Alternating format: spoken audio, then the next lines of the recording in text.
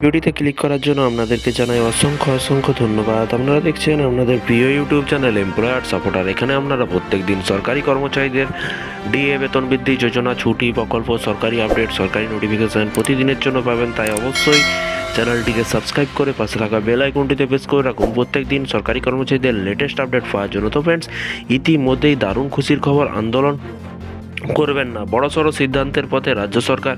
বিশেষ আবেদন করলেন স্বয়ং মুখ্যমন্ত্রী। তো ফ্রেন্ডস, আবেদন করতে বারণ করলেন তো পশ্চিমবঙ্গ রাজ্য সরকারি কর্মচারীদের আবেদন করতে, আন্দোলন করতে বারণ করলেন না কোন রাজ্যের কথা বলা হয়েছে, সমস্ত কিছু বিষয় নিয়ে আলোচনা করব।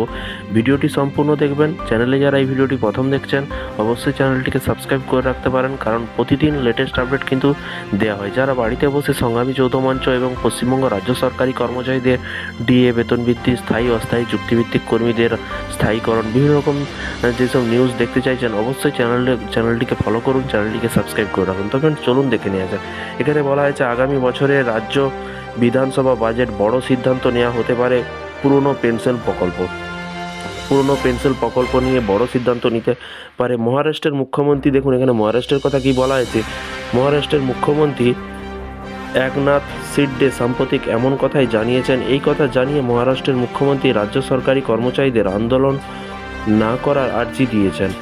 বৃহস্পতিবার রাজ্য বিধানসভায় মহারাষ্ট্রের মুখ্যমন্ত্রী শিন্ডে জানান যে সুবোধ কুমার কমিটি এই রিপোর্টে জমা পড়েছে। এই কমিটি রাজ্য সরকারকে নয়া পেনশন প্রকল্প এবং পুরনো পেনশন প্রকল্পের মধ্যে তুলনা করে রিপোর্টে জমা দিয়েছে এবং সরকারের তরফ থেকে খতিয়ে দেখা হবে যে সেই রিপোর্ট, তারপর সিদ্ধান্ত নেওয়া হবে রাজ্যের বাজেট অধিবেশনে। মহারাষ্ট্র সরকারের এই সিদ্ধান্ত বেশ গুরুত্বপূর্ণ, কারণ কিছুদিন আগে কিন্তু কেন্দ্রীয় বিজেপি সরকার স্পষ্ট করে দেয় যে ফিরিয়ে আনা হবে না পুরনো পেনশন প্রকল্প। এই বিষয়টি কিন্তু ইতিমধ্যেই জানানো হয়েছে সংসদে। কেন্দ্রের বিজেপি সরকার এই ঘোষণার পরেই কিন্তু পুরনো পেনশন প্রকল্প ফিরিয়ে আনার ব্যাপারে নতুন আশা জাগালো মহারাষ্ট্রের জোট সরকারের। তারপরে দেখুন এখানে বলা হয়েছে কেন্দ্রীয় অর্থমন্ত্রকের রাষ্ট্রমন্ত্রী পঙ্কজ চৌধুরী লোকসভায় গত সোমবার বলেন যে কেন্দ্রীয় সরকারি কর্মচারীদের জন্য পুরনো পেনশন প্রকল্প ফিরিয়ে আনার ব্যাপারে কোনো রকম বিবেচনা করা হচ্ছে না।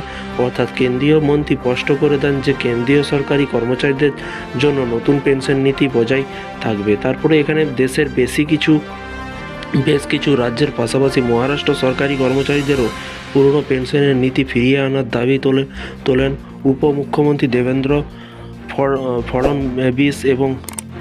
ফড়নবিস এবং যদিও গত ডিসেম্বর মাসে বলেন যে ফিরিয়ে আনা হবে না নতুন পেনশন নীতি, কিন্তু তারপর একাধিক বিধান পরিষদের নির্বাচনে জোট সরকারের পরাজয়ের মুখোমুখি হয়। তো ফ্রেন্ডস, পুরো বিষয়টি বুঝতে পারলেন। এই ছিল আজকের একটি ছোট্ট আপডেট। এই ধরনের সরকারি কর্মচারীদের এই বিষয়গুলো জানা উচিত। বিভিন্ন রকম রাজ্যে বিভিন্ন রকম জেলাতে কি হচ্ছে অবশ্যই জানা উচিত, কারণ আমাদের পশ্চিমবঙ্গের সাথে অন্য রাজ্য, অন্য জেলার কি অবস্থা সেটা কিন্তু আপনারা বুঝতে পারবেন। তার জন্য এই নিউজটি কিন্তু মহারাষ্ট্রের খবর কিন্তু আপনাদেরকে বললাম, রাজস্থানের খবর কিন্তু বললাম। আপনারা যারা বাড়িতে বসে সংগ্রামী যৌথ মঞ্চের লেটেস্ট আপডেট পেতে চাইছেন অবশ্যই এমপ্লয়ার সাপোর্টার ইউটিউব চ্যানেলটিকে সাবস্ক্রাইব করে রাখুন পরবর্তী লেটেস্ট আপডেট পাওয়ার জন্য। ভালো থাকবেন, সুস্থ থাকবেন এবং নিজের খেয়াল রাখবেন। Thank you.